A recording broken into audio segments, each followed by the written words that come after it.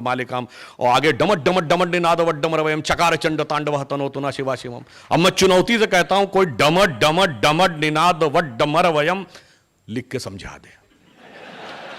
इसलिए मैं कहता हूं उन्होंने, और उनकी तो अभी साइंस अब जाके पहुंची, अब एक नई जो latest theory after Higgs boson आने लगी है, आप सबने सुना होगा स्ट्रिंग थ्योरी। स्ट्रिंग थ्योरी ये कहती है कि सब वेव्स हैं और पार्टिकल क्या है, जहां पर दो वेव्स का सुपर इंपोजिशन होता है वहां पर एक पैकेट ऑफ एनर्जी बन जाता है, वो पार्टिकल की तरह बिहेव करने लगता है। हमारे यहां तो सदा से कहा गया कि संपूर्ण विश्व जो है वो एक लय के कारण अस्तित्व में है। इसीलिए डूम की जो हिंदी या संस्कृत या भारतीय भाषा में क्या कहा गया, प्रलय। लय समाप्त हो गई, प्रलय आ गई। लय अस्तित्व में आई तो जगत का अस्तित्व आ गया। इसलिए सृजन भी लय से होता है और जब तांडव करते हैं शिव तो वो भी लय के साथ करते हैं। इसीलिए मैथमेटिक्स हो या आयुर्वेद के श्लोक हो, सब के सब लय में है। इसलिए मैंने सिर्फ ये कहा, इसको समझने में कई बार हमारे मन में गहरा कंफ्यूजन है, उस कंफ्यूजन से हमें बाहर निकलना होगा। जैसा कि अभी उन्होंने कहा कि अंग्रेजों ने इसे गहरा तो जरूर किया, मगर दुख की बात है कि जब हम बाहर आए, मतलब स्वाधीन हुए, तो हमारे तंत्र में स्व नहीं था। इसको और ज्यादा गहरा करने का काम स्वतंत्रता के बाद हुआ।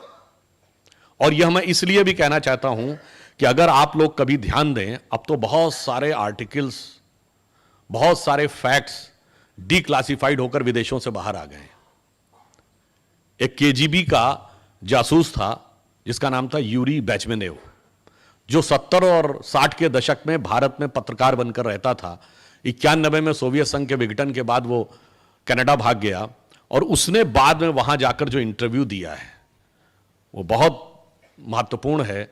उसने कहा कि भारत में जब वो था तो उसे काम दिया गया था कि इंडियन कल्चर को डिस्ट्रॉय करना है, और डिस्ट्रॉय करने का काम चरणबद्ध तरीके से करना है। पहला चरण क्या था कि ऐसी व्यवस्थाओं का, वातावरण का, विचारों का निर्माण करना है कि आपको लगने लगे हमारा समाज, हमारी धर्म, हमारी संस्कृति सब कुछ गलत। उसने उसको नाम दिया स्टेज ऑफ डिमोरलाइजेशन। 15 से 20 साल हमें स्टेज ऑफ डिमोरलाइजेशन देना। और यह भी था, ये 15 से 20 साल क्यों, एक जनरेशन स्कूल से शुरू होकर यूनिवर्सिटी तक पहुंचती है 15 से 20 साल में। जब डिमोरलाइजेशन कंप्लीट हो जाए तो नेक्स्ट क्या होगा, स्टेज ऑफ डिस्टेबलाइजेशन। अब जगह जगह आंदोलन शुरू करो उन मुद्दों को लेके जो वास्तविकता में थे नहीं, हमने क्रिएट किए। वो 15-20 साल का समय है। और जब थर्ड स्टेज क्या आएगी, स्टेज ऑफ रिवोल्यूशन। अब उन आंदोलनों को हिंसात्मक और उग्र स्वरूप देना शुरू करो। And the final stage will be, जिसको उन्होंने कहा स्टेज ऑफ नॉर्मलाइजेशन। यानी अब एक बार सशस्त्र क्रांति के द्वारा सत्ता हमारे हाथ में आ गई, अब सब कुछ शांत, और अब किसी को कुछ नहीं बोलने देना है। इसीलिए